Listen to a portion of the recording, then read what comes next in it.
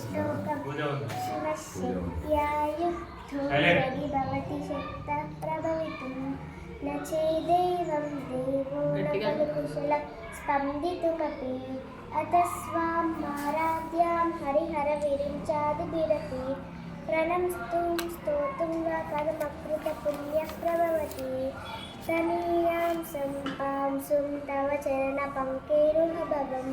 विरिञ्चिः सञ्चिन्वन् विरचयतु लोकानविकलं वहत्येनं शौरिः कर्मकृतसहस्रेण शिरसां हरः संक्षिप्तेनं वदति वसतो दूलनविधिम् अविद्यानां भक्तस्तिमिरमिहिरद्वीपनगरी